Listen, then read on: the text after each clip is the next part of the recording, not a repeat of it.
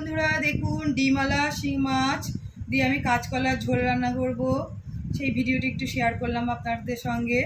দেখুন ডিমওয়ালা এই যে শিং মাছ, এখানে নিয়েছি কাঁচকলা, চন্দ্রমুখী আলু, কাঁচা লঙ্কা চিড়ে রেখেছি, আর এই যে ভাজা মশলা, মানে এটা হালকা তেলে আমি একটু তুলে নিয়েছি জিরে, গরম মশলা, গোলমরিচ, তেজপাতা। এই ছিল আমার মশলা।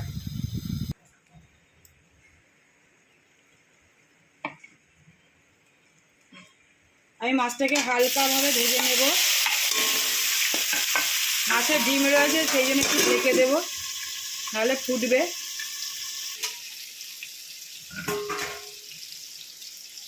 দিয়েছো? মাছ ভেজে তুলে রেখেছি। এইবার আমি ফোড়ন দেব, তেজপাতা, রাঁধুনি, শুকনো লঙ্কা,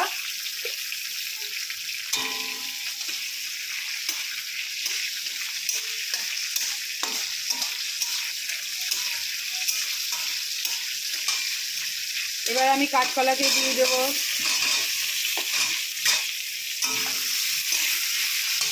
আলুগুলো দিয়ে দিলাম, কাঁচা লঙ্কা চেরা ছিঁড়ে রেখেছিলাম সেগুলো দিয়ে দিলাম,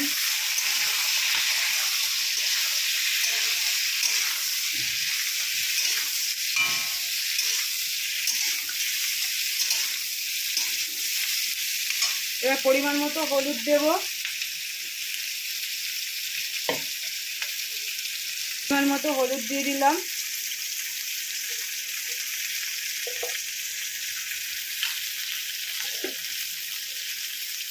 পরিমাণ মতো লবণ দিলাম,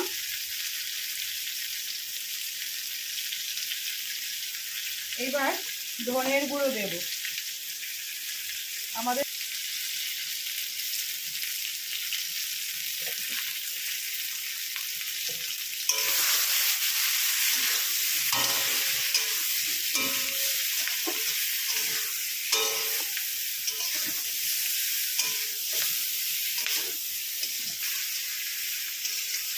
একটু ভাজা হয়ে গেল, এরপরে আমি একটু জল দিয়ে দিলাম।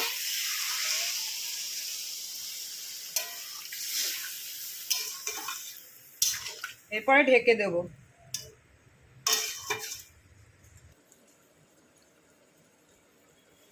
তরকারিটা ঢেকে দিয়েছি, ওটা হচ্ছে। এরপরে আমি ততক্ষণে ভাজা মশলাটা শিলে বেটে নিলাম।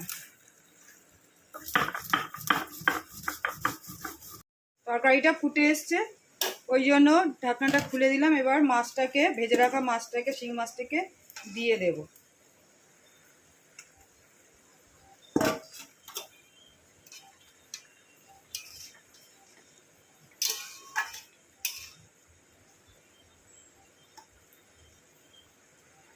এবার আরেকটু ঢেকে রাখলাম।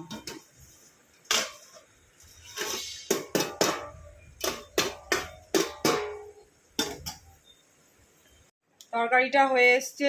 এইবার আমি ভেজে রাখা জিরে মশলাটা আমি এবার দিয়ে দেব। এবার ভালো করে নাড়িয়ে নেব।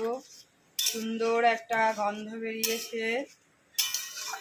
আপনারাও বাড়িতে এরকম করে হালকা পাতলা খেতে পারেন। এই ভাজা জিরের গন্ধটাই সুন্দর, এর মধ্যে গোলমরিচও ছিল। পুরো একদম স্বাস্থ্যসম্মত রেসিপি।